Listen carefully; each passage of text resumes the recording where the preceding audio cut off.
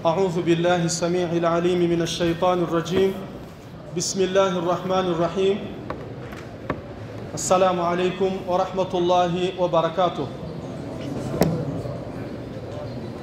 الحمد لله وبه نستعين والصلاة والسلام على رسول الله محمد صلى الله عليه وآله وصحبه أجمعين.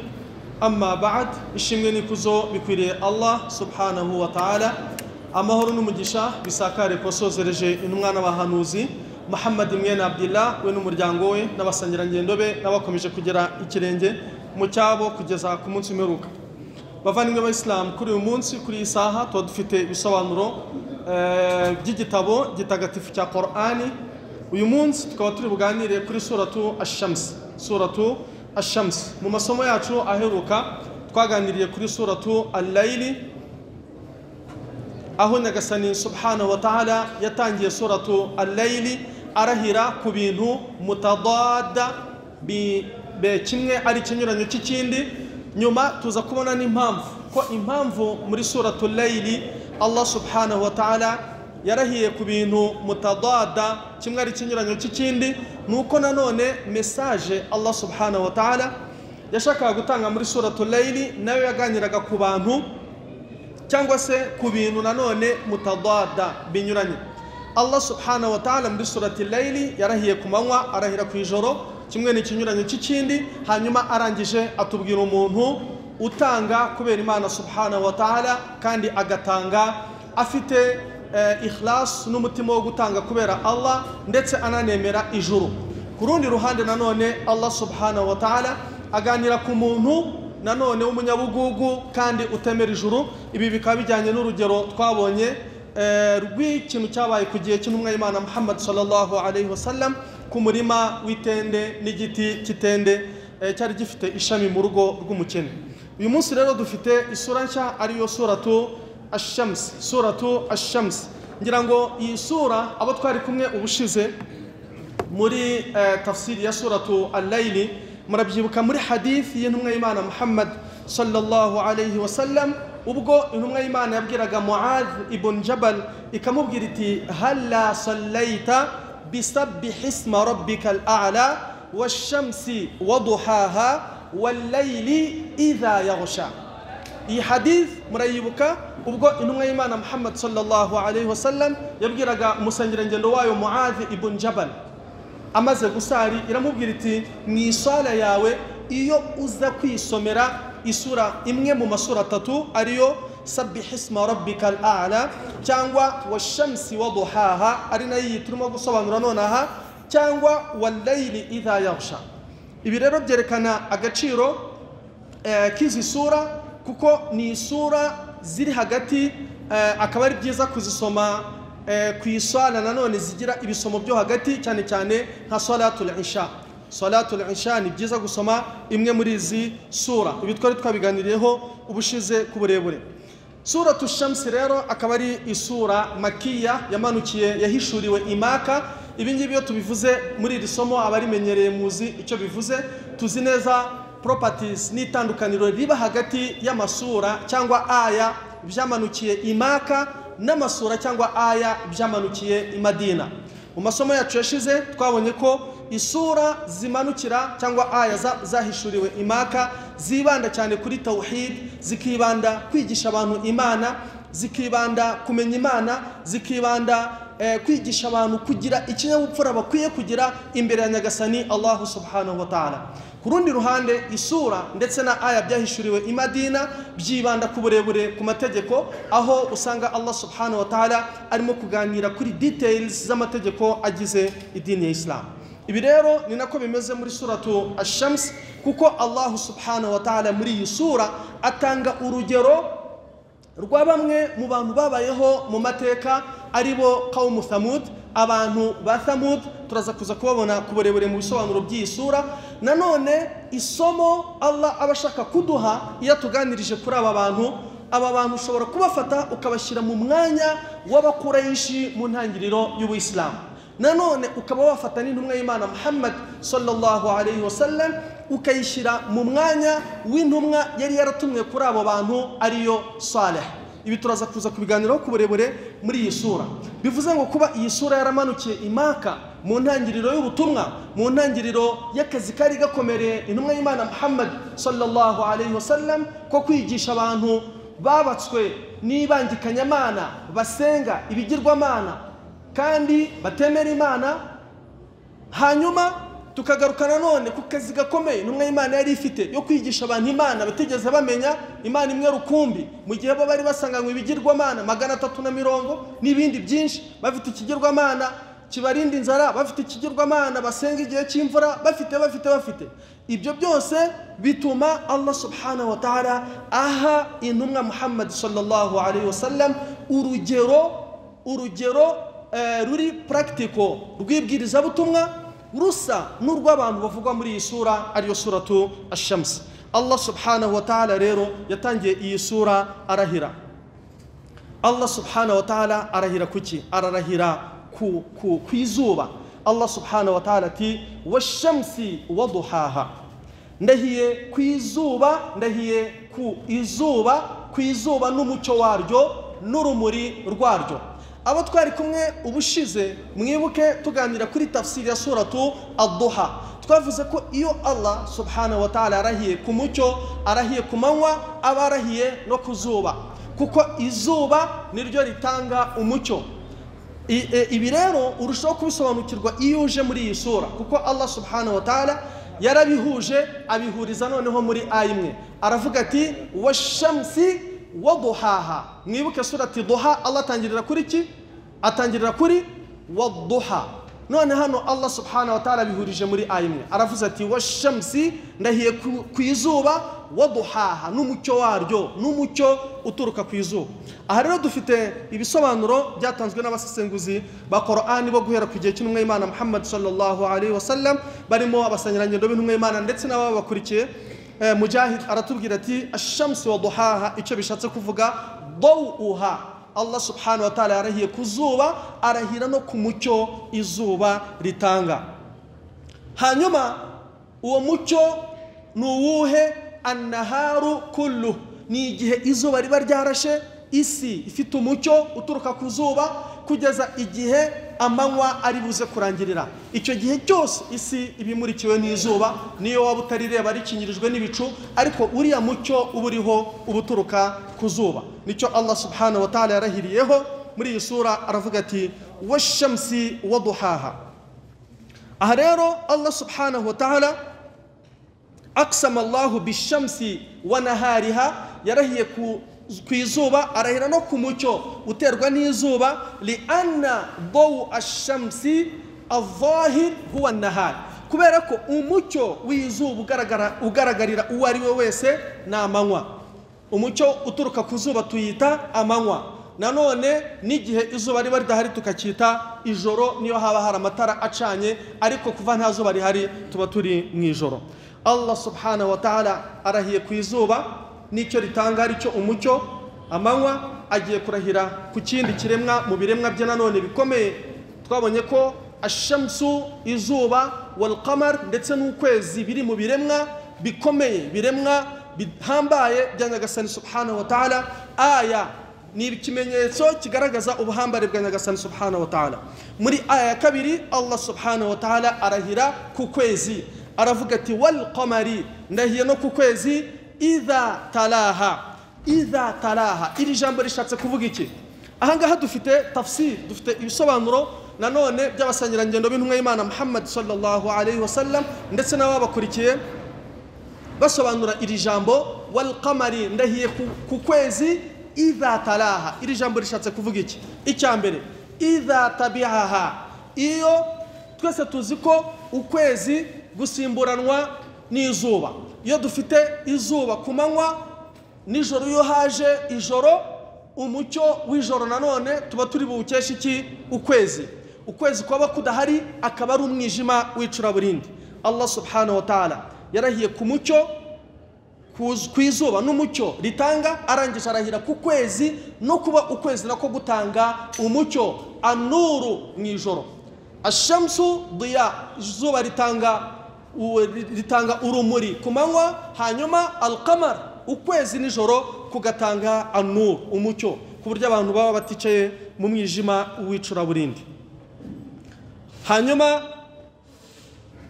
twese tuzi neza ko ukwezi niyo kuba kuriho ku manywa cyangwa niyo wakubona ku manywa, ubusanzwe nta kandi kamaro kuba gufite, kubera ko ni kuba kuri buze kumurika urumuri ruruta urw'izuba. Ni nayo mpamvu Allah subhanahu wa ta'ala yavuze ati wal qamari idha talaha, kandi ndahiye ku kwezi kubera ko ukwezi mu by'ukuri gukurikira izuba. Iyo izuba rivuyeho n'amanywa yaryo hakurikiraho ijoro, n'ukwezi kugatanga umucyo muri iri joro. Ndagira ngo nanone abamenyereye iri somo mwibuke ko iyo Allah subhanahu wa ta'ala ari kurahira muri aya nk'izi zitangira aya masura cyangwa se na aya zari zose ziri hagati, aba afite message, ubutumwa bukomeye buhambaye agiye kutubwira. Allah subhanahu wa ta'ala afite ikintu gikomeye agiye kutubwira gikurikiye izi ndahiro ze yarahiriye ku biremwa bye bikomeye, ari byo izuba ndetse n'ukwezi mu gihe kimwe bigaragarira uwo ari we wese. Urabona ko izuba ni umubumbe uwo ari we wese abona, n'ukwezi ni umubumbe uwo ari we wese abona. Aha rero Allah subhanahu wa ta'ala afite icyo ashaka kutubwira. Allah subhanahu wa ta'ala akomeza arahira nanone ku manywa muri aya ikurikiraho, amanywa atandukanye n'izuba, aravuga ati wan nahari, amanywa Allah subhanahu wa ta'ala yarahiye ku manywa, idha jallaha ay idha adaa. Amanywa ni ikintu nacyo gikomeye mu bimenyetso bya Allah subhanahu wa ta'ala. Tukiri kukuba iba ari ibimenyetso bya Allah subhanahu wa ta'ala, mugaruke muri Qur'an muri suratu al-Baqara, murebe umugabo Ibrahim alayhi salam yararimo aganira nawe, akamubwira ati ariko Imana yanjye ishoboye ibi nibi, ishoboye ibi nibi. Umugabo ati ishoboye iki? Ibrahim akamubwira ati Imana yanjye ishoboye gutanga ubuzima igatanga n'urupfu. Umugabo nawe aravuga ati wa ana uhiyi wa umiti, nanjye ntanga urupfu ngatanga n'ubuzima. Ahamagaza imfungwa ebyiri, amaze guhamagaza imfungwa ebyiri, imwe arayica, indi arangije arabwira ati wowe itahire bahita gufungura. Arangije abwira Ibrahim ati ntubireba se nanjye ntanze urupfu nanze n'ubuzima.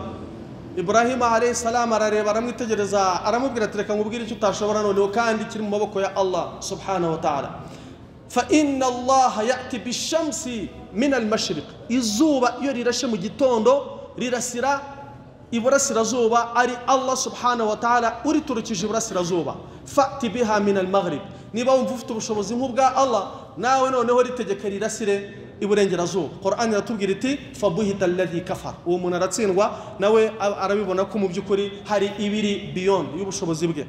Aha rero ni naho Allah subhanahu wa ta'ala arahiye ku manywa, aravuga ati wan nahari, ndahiye ku manywa, idha jallaha, kuko amanywa agaragarira uwo ari we wese.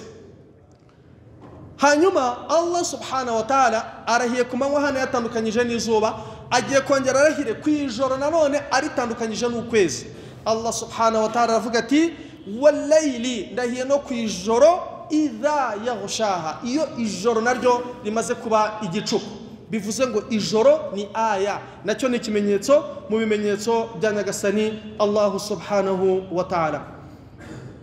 Aha rero dufite hadith ituruka ku musangirangendo w'intumwa y'Imana Safwan, aratubwira ati intumwa y'Imana Muhammad sallallahu alayhi wa sallam muri hadith Allah subhanahu wa ta'ala muri hadith al-Qudusi aratubwira ati ghashiya ibadi khalqi al-azim, iyo ijoro rije Allah subhanahu wa ta'ala aravuga ati ibiremwa byanjye bigiye mu mwijima, bigiye mu mwijima, cyangwa se bigiye gutwikirwa n'umwijima, ikiremwa mu biremwa byanjye bidasanzwe.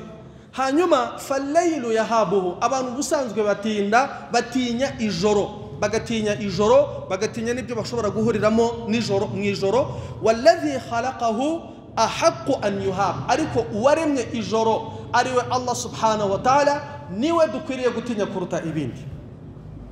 Urumva iyi mvugo, iyi hadith al-Qudus, aho Allah subhanahu wa ta'ala avuga ijoro rije, aravuga ati dore ijoro ririnjiye, kiremwa cyanjye kidasanzwe rigiye gutwikira ibiremwa byanjye kandi binatinya ijoro. Hanyuma Allah subhanahu wa ta'ala akavuga ati ariko walladhi khalaqahu, Allah subhanahu wa ta'ala waremye ijoro, ahaqqu an yuhab, niwe ukwiriye gutinywa kuruta ibindi. impamvu rero nuko Allah subhanahu wa ta'ala yarahiye kuri ibi biremwa, yarahiye kuri ibi bikorwa bye, arahira ku izuba. Izuba ritanga amanywa, ni igitangaza, ni aya, ni ikimenyetso mu bimenyetso bya Allah subhanahu wa ta'ala. Allah subhanahu wa ta'ala arahira ku ijoro, anarahira ku kwezi nanone. Ukwezi nako kugaragaragarira uwo ari we wese, nacyo kikaba ari igitangaza mu bitangaza bya Allah subhanahu wa ta'ala. Allah subhanahu wa ta'ala aracyarahira muri iyi suratu ash-Shams, akomeza atubwira ati wal ardi wama tahaha. Allah subhanahu wa ta'ala mbere ya ardi yaravuze ati was samai wama banaha, ndahiye ku kirere. Bavandimwe b'Islamu, murebe ikirere, murebe ikirere ukuntu kimeze, murebe n'ibitangaza by'ikirere. Allah subhanahu wa ta'ala ati was sama, ndahiye ku kirere. Ikirere nacyo ni igitangaza mu bitangaza bya Allah subhanahu wa ta'ala. Izi aya zirabisobanura. Imana iti was sama, ndahiye ku kirere. Wama, ahangaha dufite ijambo wama. Iyi ma mu rurimi rw'icyarabu igisobanura ibintu byinshi. Ishobora kuba masdariya mu rurimi rw'icyarabu cyangwa ikaba mani.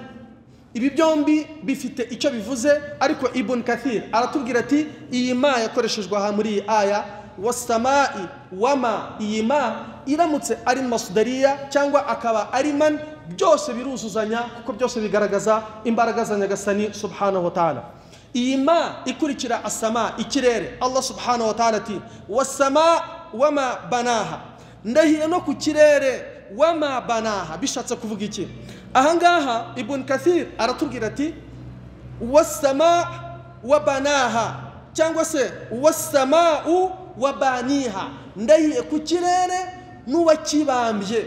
Uwakibambye ninde? Ni Allah subhanahu wa ta'ala. Allah subhanahu wa ta'ala yarahiye ku kirere, arangije ananarahira mu gihe kimwe no kuwakigeze kuriya ari we Nyagasani subhanahu wa ta'ala. Ikirere bavandimwe b'Islamu ni aya min ayati Allah subhanahu wa ta'ala, ni ikimenyetso mu bimenyetso bikomeye bigaragaza Imana subhanahu wa ta'ala. Dore ukuntu Imana muri Qur'an yavuze. Imana yaravuze iti was-samaa banaynaha bi aidin, ikirere gutya mureba twaracyubatse, nikimeze kuriya mu buryo butunguranye. Twaracyubatse turakibamba tukigira kuriya. Bi aidi bimana biquwa, dukoresheje imbaraga zidasanzwe. Hanyuma Allah subhanahu wa ta'ala akatubwira ati wa inna lamusihun, kandi nta herezo gifite. Urumva iryo jambo wa inna lamusihun, kandi nta herezo gifite. Buri uko ikirere gishobora kurangira, Allah subhanahu wa ta'ala akubwira ati dufite inshingano yo kucyagura, kiraguka bitagira iherezo. Urumva icyo kintu bavandimwe b'Islamu? Tukiri ahangaha, scientist nyamaze iminsi mbabona barimo bandika bavuga ngo ikirere kiraguka, bakoresha ijambo expanding ni ukwaguka. Ariko hakikatan murebe, iyi ni Qur'an mbere y'imyaka 1600. Ijambo la musihun, ijambo wasi ni ukwagura, wasaa yaraguye. Allah subhanahu wa ta'ala ati was-samaa, ikirere banaynaha bi aidin wa inna la musihun, kandi ikirere turacyagura nikijya gishira. Imibumbe iratembera mu kirere, n'isi dutuyeho n'izuba, byose biragenda mu kirere, bizunguruka mu kirere, kandi ntago bijya bigeraho kirangirira. Qur'an iratubwira iti wa inna la musihun, nkaho byageze aho birangirira ikirere kirongera kikaguka, kirakomeza kikaguka, kigakomeza kikaguka. Qur'an rero iti wa kullun fi falakin yasbahun. Iyi mibumbe yose Allah subhanahu wa ta'ala yaremye, kuva ku isi kugera ku izuba, ukwezi, byose fi falakin yasbahun, byose bizenguruka. Ijambo yasbahun ni swimming, bizenguruka mu kirere, byose bizenguruka mu kirere, kandi ikirere kidafite iherezo. Kubera iki? Buri uko kigeze aho kigiye kurangirira, Qur'an iratubwira iti wa inna la musihun, kandi turacyagura, kigakomeza kikagenda kiyongera mu bunini. Aha rero iyo Allah arahiye ku kirere, ndagira ngo umenye ko iki ni ikimenyetso mu bimenyetso bikomeye bigaragaza imbaraga za Nyagasani subhanahu wa ta'ala. Allah amaze kurahira ku kirere, arahira no ku isi dutuyeho. Aravuga ati wal ardi, ndahiye no ku isi, wama tahaha. Ijambo wama tahaha rishatse kuvuga iki? Ijambo wama tahaha nanone ryagaragaye muri Qur'an mu zindi aya, Allah yaryise dahaha. Ijambo dahaha na tahaha ni kimwe. iri jambo rero rishatse kuvuga iki bavandimwe b'Islam? Rishatse kuvuga basataha. Murebe isi bavandimwe b'Islam ni umubumbe, ariko uburyo tuyituyeho buri muntu ababona ayiriho kandi ishashe. Icyo nicyo iri jambo tahaha rivuga. Wal ardu, ndahiye no ku isi, wama tahaha, n'uburyo Allah yayishashe.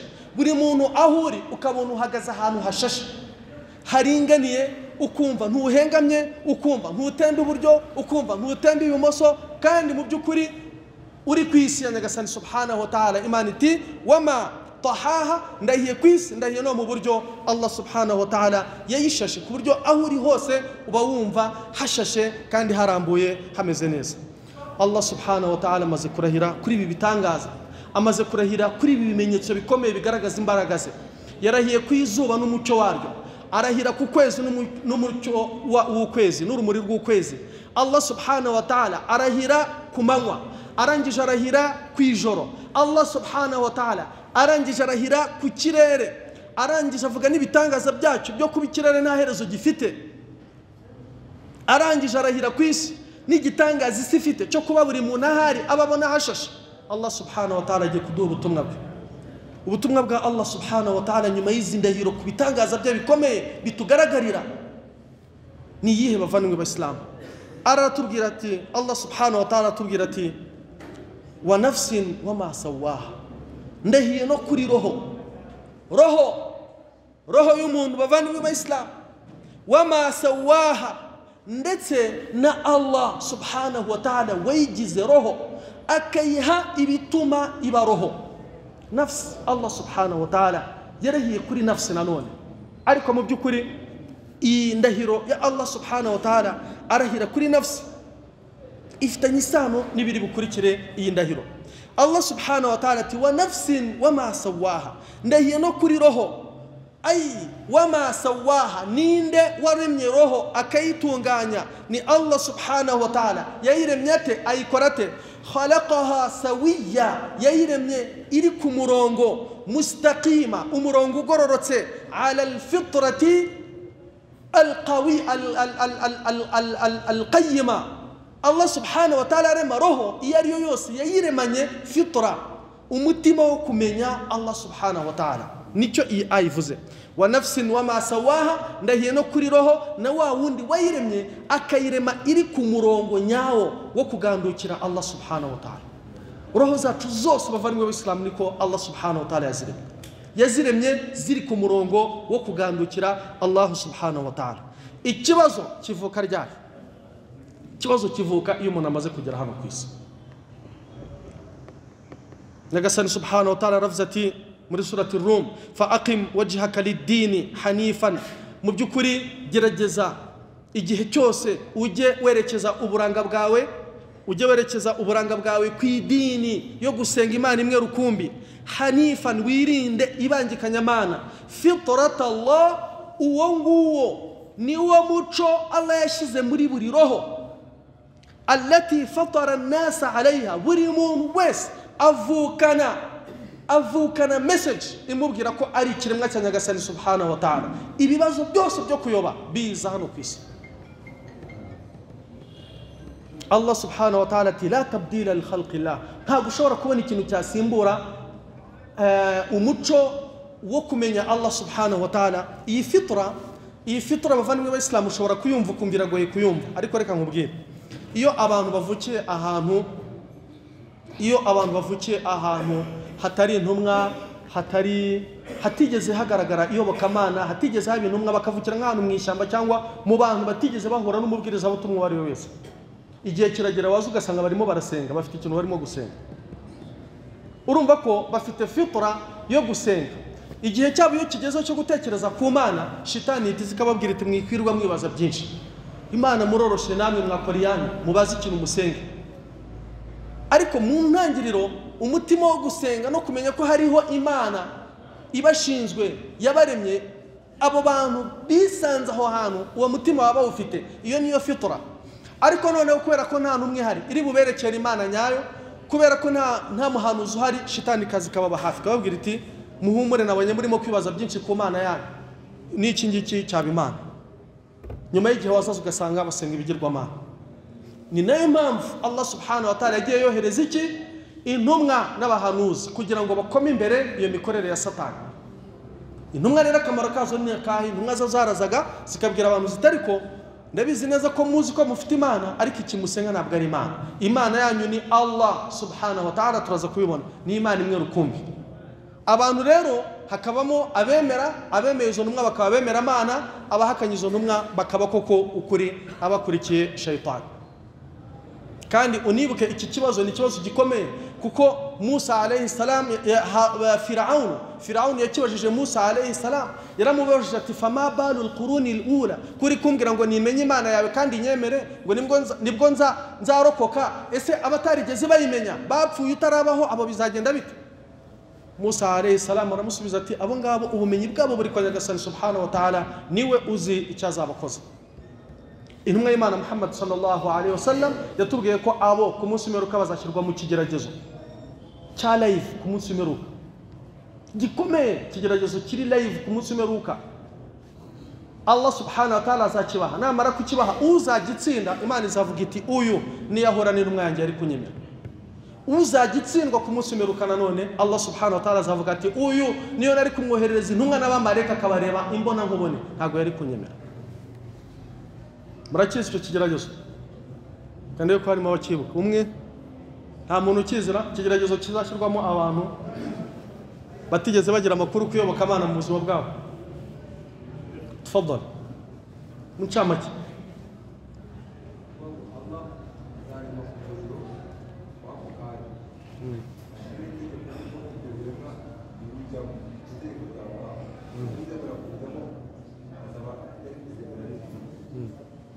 Naam, Allah azababwira ati negetse ko mujya mu muriro, babereke n'inzira bajyana mu muriro. Ariko iyo nzira niyo urimo kuyigendamo urabona Imana yabwira iti nta kindi, njyewe nk'Imana yanyu negetse ko bazaba baburanye cyane. Imana yabwira iti njye nk'Imana yanyu negetse ko mujya mu muriro, ibereke n'inzira, kandi inzira ibajyana ni iyi ngiyi. Noneho uko abantu bari muri iyo nzira bajya mu muriro bagenda babona utundi tuntu tw'utuyira ku ruhande n'ahantu hirya hatari ibibazo by'umuriro. Umuntu avuga atari ko ubundi umuntu yarinda ajya mu muriro nta bwenge tugera. Urabona umuntu atakatana akigendera agahinguka hari akajya akiruhukira. Noneho ba bandi bavuze bati kuva Imana yategetse ko tujya mu muriro reka tuyumvire. Urimo urumva tauhid, urimo urumva takwa.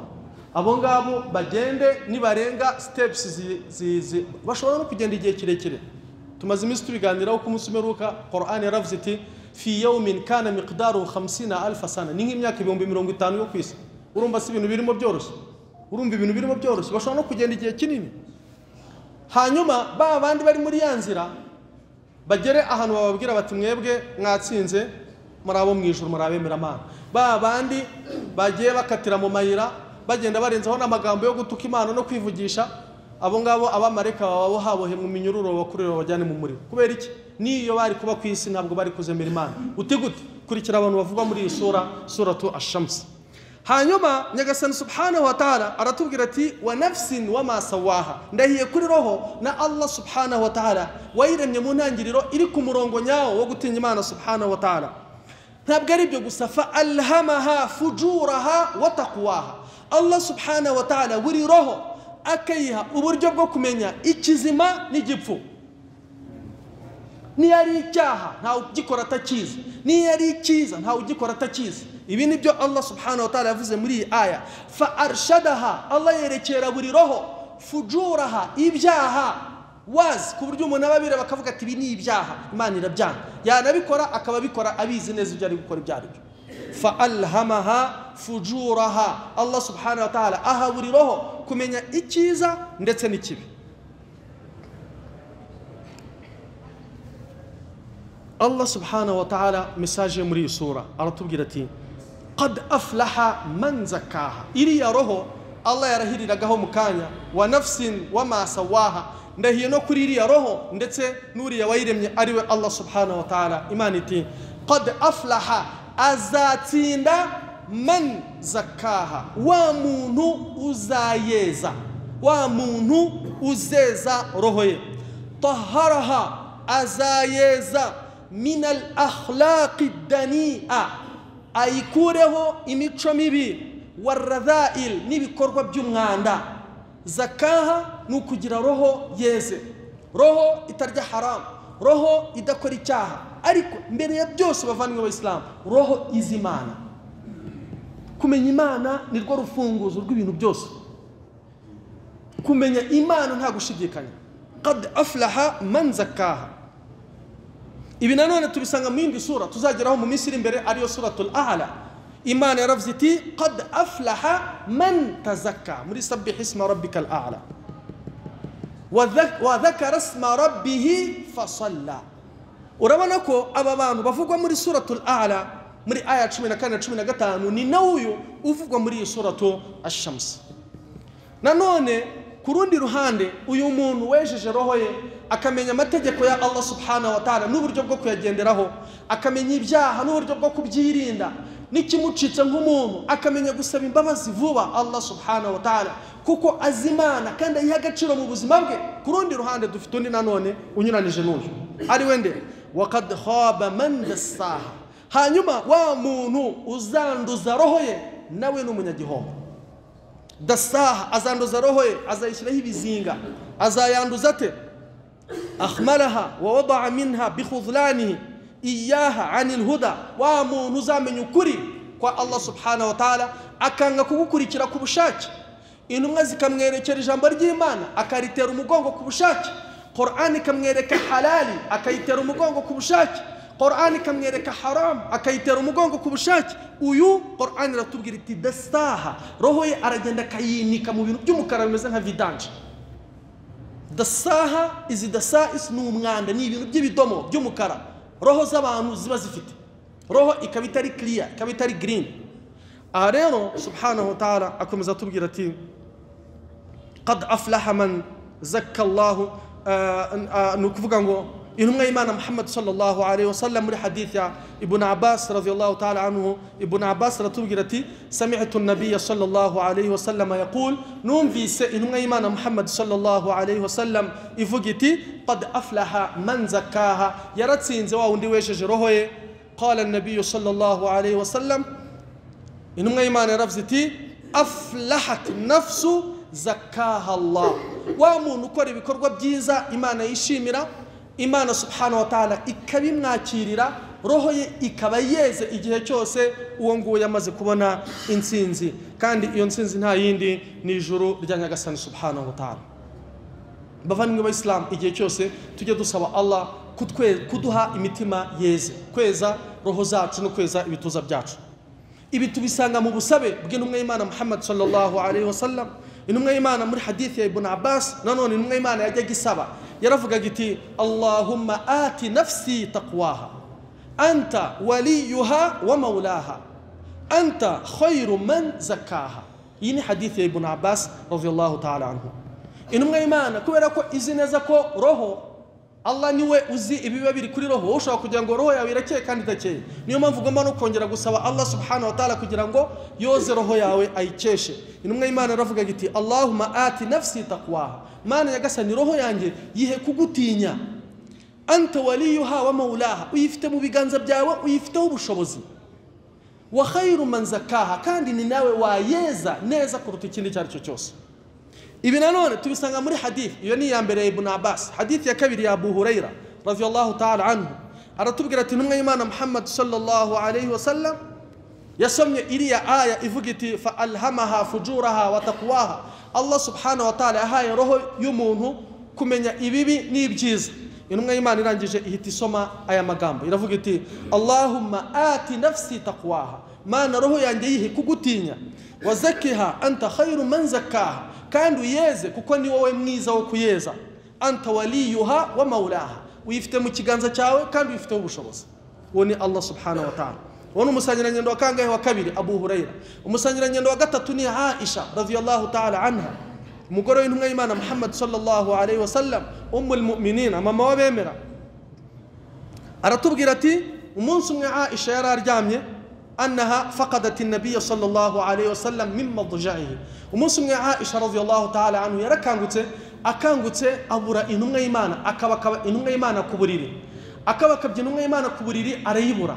Ayibuze yigira hirya kugira ngo akabakabe ku ruhande ruri hafi y'igitanda cy'intumwa y'Imana Muhammad sallallahu alayhi wa sallam.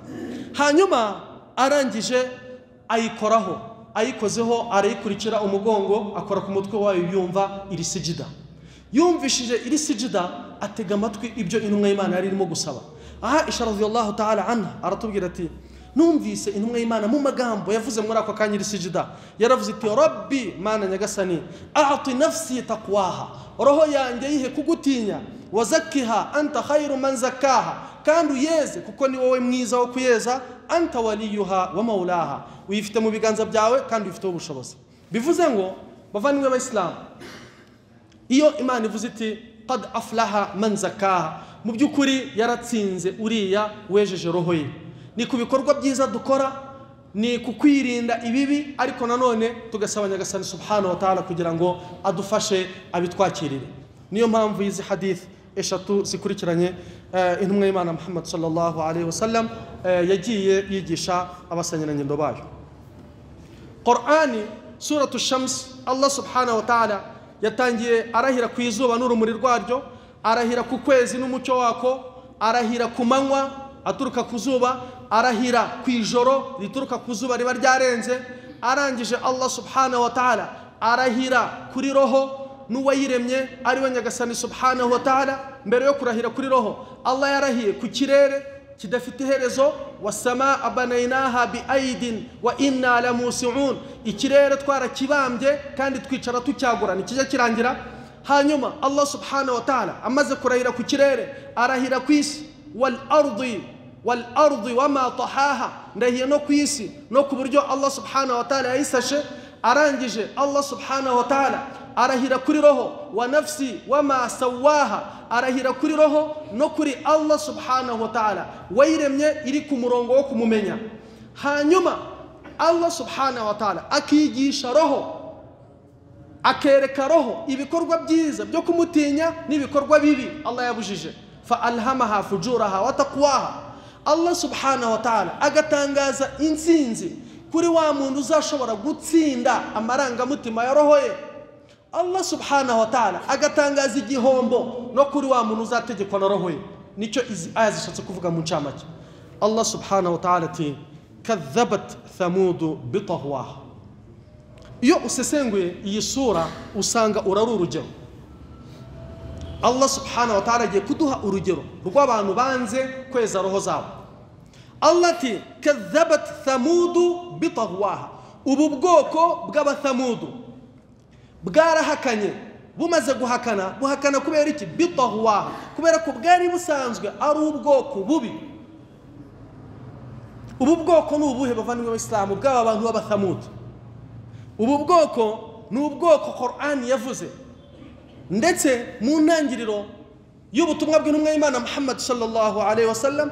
Intumwa y'Imana irimo Allah aganiriza intumwa ye amateka y'abantu bagiye babaho mbere, kugira ngo intumwa y'Imana yafateho amasomo, inanagire experience y'ibishobora kuyibaho nayo. Harimo n'aba bantu b'abathamudu nanone. Allah subhanahu wa ta'ala ati kadhabat thamudu bitahwaha, aba bantu b'abathamudu barahakanye, bahakana intumwa yabo, bahakana intumwa batumweho na Allah subhanahu wa ta'ala, kuko bari basanzwe atari abantu beza. Aha rero Qur'an iratubwira iti wa ila thamuda, aba bantu b'abathamudu batari beza Allah yaboherereje umuvandimwe wabo witwaga nde? Salih. Umuvandimwe wabo witwaga Salih. Uyu Salih ni intumwa y'Imana, ni intumwa ya Allah subhanahu wa ta'ala, yabayeho imyaka 280. Salih yabayeho imyaka 280, akaba ari mu rubyaro mu buzukuruza ba Nowa, ba Nuhu alayhi salam. Akomoka ku muhungu wa Nuhu witwaga Shith. Mu bana mu buzukuru ba Nuhu, mu buzukuruza ba Nuhu niho haza uyu mugabo Salih alayhi salam. Allah subhanahu wa ta'ala amutuma kuri ubu bwoko bwe bw'abathamud kugira ngo abigishe bamenye Allah subhanahu wa ta'ala, bemere Allah subhanahu wa ta'ala, kandi bareke ibikorwa by'ibangikanyamana. Iyo tugarutse kuri aba bantu b'abathamud, bari al-arabu al-musta'raba, bari abarabu mu by'ukuri. Urumva ko niri zina Salih n'abantu b'abathamud bari abantu b'abarabu, ariko b'abarabu bataracya neza, bari mu ntangiriro y'amoko y'abarabu mu mateka y'isi. Ni ukuvuga ngo n'ibihugu bari batuyemo n'ibiriya bihugu nanone by'abarabu, bano bantu b'abathamud, ku buryo hari na hadith igaragaza ko intumwa y'Imana Muhammad sallallahu alaihi wasallam iri kwerekeza ahitwa Tabuk ubu ngubu yanyuze mu giturage aba bantu Imana yabarimburiyemo. Bivuze ngo aba bantu bari mu bantu ba kera ariko nanone bari hafi y'amoko y'Abarabu. Aba rero babita Abathamud, intumwa yabo ikaba yitwa Salih. Allah subhanahu wa ta'ala yohereje iyi ntumwa kugira ngo yigishe aba bantu bave mu mwijima wo gusenga ibigirwamana, bave mu icuraburindi ryo kutamenya Imana, bajye mu rumuri rwo kumenya Allah subhanahu wa ta'ala. Ariko aba bantu bari bafite abandi bantu bavuga rikijyana 12 babangizi batabifurizaga ibyiza. Turaza kubona rero uru rugero isano rufitanye n'ibyo Allah subhanahu wa ta'ala yatangiye arahiriraho muri iyi sura nyuma yo gutora adhan.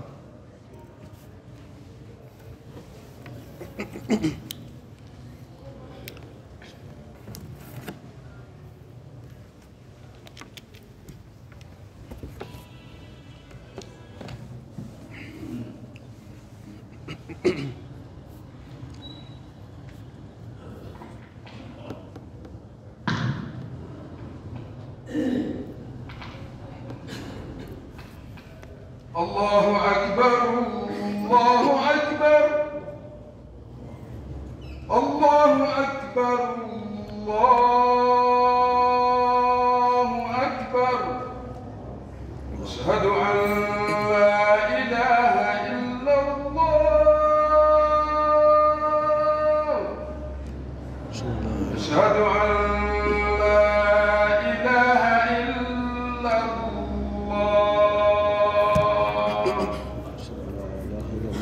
أشهد أن محمدا رسول الله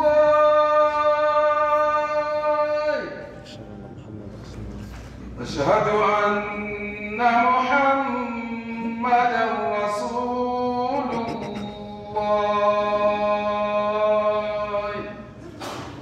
حي على الصلاة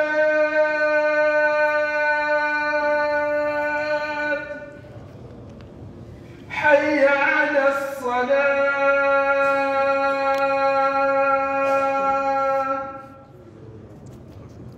حي على الفلاح لا حول ولا قوة إلا بالله العلي العظيم. حي على الفلاح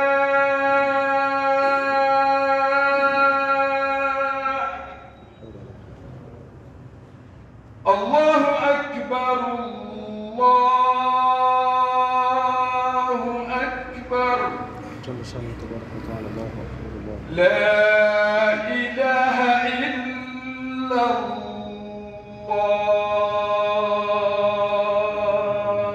لا إله إلا الله محمد رسول الله. هذه دعوة التعمير صوت محمد من السلف في درجة الرفيع الله مقام محمود الذي وعدته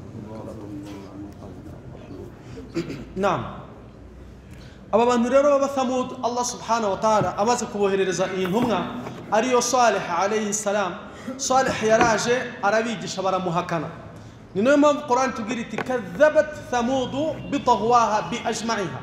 Aba bantu ba Thamud barahakanye, bahakana iyi ntumwa, barayikerensa, bayibwira amagambo mabi yo kuyikoza isoni, barayirwanya, barayisesereza, nta na kimwe kibi batayikoreye. Noneho icyanyuma barayibwira batariko tugiye kuguha amahirwe yo kukwemera uzurebe. Barayibwira bati niba wumva koko uri intumwa y'Imana, turashaka ko udukorera igitangaza. Icyo gitangaza tukakireba n'amaso yacu hanyuma tukakwemera nk'intumwa y'Imana. Arababwira ati nta kibazo, njyewe rwose igitangaza ndi tayari yo gusaba Imana ikakibakorera, ariko mukemera ko Imana mbahamagarira ari y'ukuri. Wumva igitangaza n'abo bagabo basabye. Baramubwira bati mu gitondo uze kuza niyo kanzu yawe tukwereka aho tujya. Mu gitondo Salih alayhi salam araza, baramujyana atazi naho bamujyanye, bamugeza ahantu ku rutare. Bamugejeje ku rutare baramubwira bati igitangaza dusaba ni igitangaza kimwe, dukurire muri uru rutare ingamiya niyayo. ingamiya nta nubwo ari bahisemo we baramujyanye ku rutare bararureba urwo barebaga batinyaga baramubwira ati uru rutare uru nguru dukurire muri uru rutare ingamiya ni yayo bivuze ngo ingamiya yonsa. Ndagira ngo wibuke ubusabe nk'ubu bwagiye bubaho mu mateka, ntabwo ari abagusa babusabye. Abayisirayeli bafite ibyo basabye Musa alayhi salam, wowe baramubwiye ngo arina Allah jahara, twereke Imana imbona nkubone hanyuma tuyemere. Hanyuma nanone iyo tugarutse kuri Isa alayhi salam, al-hawariyun abitwa abigishwa ba Isa alayhi salam baramubwiye bati hal yastati'u rabbuka, ese koko iyi Mana duhamagarira dushobora kwicara hano twakarabye mu ntoki ikatuzanira isine y'umuceri kava mu ijuru tuyireba nta muntu ugeze ateka? Urumva ibyo abigishwa basabye Isa alayhi salam, ibiryo bikava mu ijuru biteguye neza bitetse, isine zikaza bazireba, bo bakarabye gusa. Aba rero basabye Thamud alayhi salam, baravugira ati muri uru rutare turasaba Imana yawe ko idukuriramo ingamiya ni yayo. Salih alayhi salam ajya ku ruhande arasenga, amaze gusenga asaba Imana Nyagasani subhanahu wa ta'ala, hanyuma urutare muri ako kanya ruratangira rurasaduka bidatwaye umwanya munini. Urutare rwaratangiye rurasaduka, ingamiya isohoka nk'iri kuvuka mu rutare. Hanyuma uko isohoka mu matako bigaragara ko yari ifite n'akana, isohoka n'akana karaho ngaho yamaze gukabyara. Byose byabaye ako kanya, bose bari aho ngaho bareba. Shaykhul qabila wari uyoboye ubu bwoko fa aslama, we yemeye Imana Nyagasani subhanahu wa ta'ala, abwira Salih ati ndahamya nashidikanya ko Imana yawe ari Imana y'ukuri kandi nawe uri intumwa yayo, ashhadu an la ilaha illallah, kandi nawe ndemeza kuri intumwa y'Imana. Ariko muri uyu muryango w'abantu b'Abathamud hari harimo abandi bantu 9 rahtin, n'abantu 9 babangizi batifurizaga abantu ibyiza. Baravuga bati rero iki gitangaza gishobora kuturangiza. Baratangira bazana umwuka mubi mu bantu, baragicerensa, mbese bagaragaza bagitesha agaciro imbere y'amaso y'abantu, kandi ari ikintu kidasanzwe cyabaye abantu bareba. Icyakurikiyeho ni kireba, Qur'an iratubwira iti idhim ba'atha ashqaha, muri abo bantu bari imbere ku isonga yo kurwanya Salih ndetse n'igitangaza Allah yaramaze gukora, harimo umuntu witwaga Qaddar ibn Salif. Uwo muntu Qur'an yamwise ashqal qabila, umuntu mubi kurusha abandi muri ubwo bwoko. Uwo muntu akoranya inama, nyuma y'igihe amaze gukoranya inama agira gahunda yo kwica iyo ngamiya. Iyo ngamiya rero Allah subhanahu wa ta'ala amaze kubaha iyo ngamiya byagenze bite mu by'ukuri? Icyambere Qur'an iratubwira iti wa ila Thamud, aba bantu b'Abathamud Allah subhanahu wa ta'ala yabahaye intumwa umuvandimwe wabo Salih. Qala ya qaum, Salih ingamiya aho ngaho yamaze kuva mu rutare, kuvuka mu rutare, bose bayireba. Salih yarababwiye ati ya qaum, bantu banje, dore Imana ibahaye igitangaza mwasabaga, i'budullaha, ngaho ni mugandukira Imana kandi muyisenge. Malakum min ilahin ghayru, nta yindi Mana iriho ikwiye gusengwa, nta nindi Mana iriho yabereka igitangaza nk'iki itari Allah subhanahu wa ta'ala wenyine. Qad ja'atkum bayyinatun min rabbikum, dore igitangaza kidasanzwe ndetse kinarenze uko mwatekerezaga Imana irakibahaye, nta rundi ruvugiro rwo guhakana Imana mufite. Arababwira ati hadhihi naqatullahi, iyi ni ingamiya ya Nyagasani subhanahu wa ta'ala. Ibaze ingamiya possession, ni ingamiya yande ya Nyagasani subhanahu wa ta'ala. Kubera iki? Iyo ngamiya ivuye mu rutare, nta nyirawo wundi uhari, nta kindi kintu kiyibyaye babonye usibye kuba Allah subhanahu wa ta'ala ayisohoye mu rutare, bose babireba. Aravuga ati hadhihi naqatullahi lakum, iyi ni ingamiya ya Nyagasani subhanahu wa ta'ala, Imana yibahaye kugira ngo ibabere aya, ikimenyetso simusiga. Fadharuha ta'kul fi ardillah, isi rero ni ya Nyagasani subhanahu wa ta'ala. Iyi ngamiya ntihazagira uyibuza ngo winyura hano ngo urimo urona ngo urimo urakora iki. Icyo kintu mubanze mukimenye, nta muntu uzakoma imbere y'ingamiya ayibuza kurya ku byatsi byari byo byose. Muyireke itembere, isi ya Nyagasani irya ibyishaka. Icyo ni icyambere. Icya kabiri, wala tamassuha bisu, kandi ntihazagira umuntu utekereza kwigirira nabi. umunsi mwabikoze muzashira. Salih alayhi salam niko yababwiye, arababwira ati umunsi hagize n'uyirya urwara ino ngamiya muzashira. Icyakurikiyeho niki? Fakadhabuhu, baramuhakanye nyuma y'ibi bitangaza. Qur'an iratubwira iti fa'aqaruha, iriya ngamiya barayica, yicwa na wa mugabo ashqal qabila, mubi muri buriya bwoko. Hanyuma ikigeragezo cya Allah subhanahu wa ta'ala, bavandimwe b'Islam, iyo Imana ishatse kugerageza abantu ibagerageresha ikintu badafite ubushobozi bwo kurenga usibye abemeramana bonyine. Aba bantu bo muri iki giturage bari bafite umugezi w'amazi wacaga mu kabande. Uwo mugezi Imana ibahaye ino ngamiya ibaha kondisiyo, irababwira iti uyu mugezi muzajya muvoma munawunywe uyu munsi, umunsi ukurikiraho muburekere ingamiya. Hanyuma umunsi ingamiya itagiye kunywa, igiturage cyose kiyikame, ukamye ingunguru, ukamye samutirera y'amata, ukamye gwera mu gitondo amata adakama. Urumva igitangaza cya Nyagasani subhanahu wa ta'ala. Ingamiya iri ahantu, umunsi ukurikiraho ikirirwa ku mugezi yonyine, ikawunywa yonyine, nta muturage n'umwe wakandagiye. Iryo ryari itegeko rya Allah subhanahu wa ta'ala. Hanyuma umunsi ukurikiraho ikaba iri hariya, ujanye ingunguru agakama amata ntashira, uzanye ibijerekani agakama amata ntashira. Ibaza wallahi, baba ni 9 babangize, aravuga bati ariko mujya mwumva ari amata ukuntu aryoha, bati na araryoha, buriya si inyama zimeze zite. Aho niho batangiriye.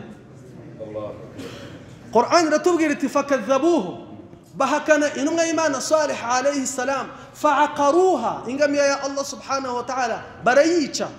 Uriya muntu witwaga Salih, fa'aqaruha, azana ikintu cy'igihosho ayijomba mu gatuza, niko ingamiya zicwa. Fadamdama alayhim rabbuhum bidhanbihim fasawaha. Ibi bintu bano bantu byabaviriyemo ingaruka zikomeye cyane zirimo no korama. Aha rero icyakurikiyeho niki? Nuko intumwa y'Imana Salih yarabwiye ati mukoze ibara kuva mwishe ingamiya Nyagasani subhanahu wa ta'ala. Arangije arababwira ati kuva ino ngamiya muyishe, nta nubwo kwica gusa byari bihagije, barayishe. Bamaze kuyica banamubwira nayo ko bari bumwice n'ibindi byinshi cyane. Barangije baranamubwira bati, Qur'an iratubwira iti wa'atu an amri rabbihim wa qalu ya Salih. Nyuma yaho barengejeho kwishongora, bishongora kurinde kuri Nyagasani subhanahu wa ta'ala. Babwira Salih bati ya Salih, yewe Salih, itina bima ta'iduna, ko tubwiye ngo ngamiya nituyikoraho tuzashira, dushire noneho turebe.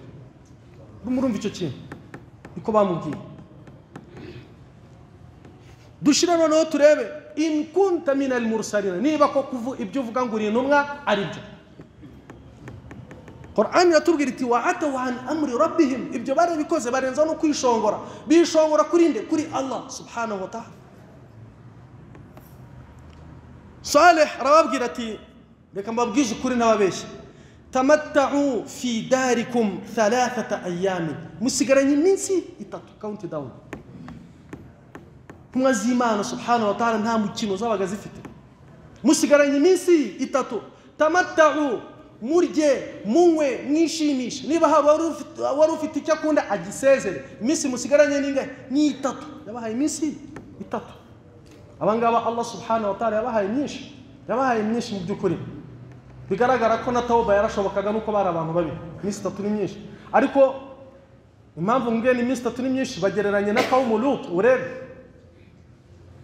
qaumu Lut, abamarayika babwiye nabiyullahi Lut, baramubwiye bati inna maw'idahum as-subha, bunona haturi nijoro, saa 6 z'ijoro. Gahunda yabo bararimbuka mu rukerera, saa 6 z'ijoro abo bose bari baryamye. Lut n'abemeramana aribo bari maso, bari bafite itegeko ryo guhunga kariya gace nijoro. Abamarayika babwira Lut bati inna maw'idahum as-subh, abangaba ni mu rukerera, ataka igitero cyabo ni mu rukerera. Abangaba Allah subhanahu wa ta'ala bayiminsi 3. Salih arababwira ati tamatta'u fi darikum 3 ayyamin, ni iminsi 3 mufite, murye munywe mwishimishwa mushaka, count down ni iminsi 3. wa'dun ghayru makdhub, wa'dun ghayru makdhub, isezerano ry'Imana ryo korama ntiriteze kuzaba ikinyoma. Cyakurikiyeho niki? Nyagasani subhanahu wa ta'ala abantu yaboherereje sayha ku munsi wa gatatu. Umwe muri bo yagiye kumva yumva ikintu kimeze nk'urusaku kivugiye kuri nko mu birometero 70. Abwira abantu ati nyamara numvishije ikintu kidasanzwe. Abamareka baraje bahagarara ahantu ku misozi batunga uburumbeti kuri iki giturage, babuhuhira icyarimwe, umuntu akazamuka hejuru n'isashi, yagera hejuru agaturika kubera ubushyuhe. As-sayha ni urusaku rudasanzwe. Amatwi y'umuntu n'umubiri we n'ubuzima bwe aba adafite ubushobozi bwo kwihanganira. Ururyana, urubabaza, umuntu agahinduka zero, akazamuka akava hasi, yagera hejuru agasandara. Qur'an iratubwira iti wala yakhafu uqubaha. Byari bikwiye kubabaho kuko bari abantu icyo bakoze cyagaragaraga ko badatinya inkurikizi. Bavandimwe b'Islamu rero tugarutse kuri tafsiri y'isura tukayihuza n'ibi bintu, usanga Allah yaravuze ati wa nafsi wa masawaha, ndahiye kuri roho na wa wundi wayiremye ayereka ikibi n'ikiza, uwo ni Allah subhanahu wa ta'ala. Hanyuma uwo ninde ni Allah, fa alhamaha fujuraha wa taqwaha. Hanyuma ku rundi ruhande waqad khaba man dassaha, urabona ko nk'aba bantu ba Thamud roho zabo bahisemo kuzoreka ku bushake, basabye Imana igitangaza kandi gikomeye kandi kitoroshye, Imana irakibaha, ariko nyuma yaho ntibigeze bagaragaza gutinya Imana subhanahu wa ta'ala no kuganduka. Dusaba Imana subhanahu wa ta'ala kuduhembera umwanya tumaze tuganira kuri Qur'an, ndetse Allah azaduhuriza hano mu isomo ryacu ry'ubutaha aho tuzaganira ku isura nshya. Allah subhanahu wa ta'ala umwanya mumaze azawubahembere kandi azawubashyire ku minzani y'ibyiza. Wassalamu alaikum wa rahmatullahi wa barakatuh.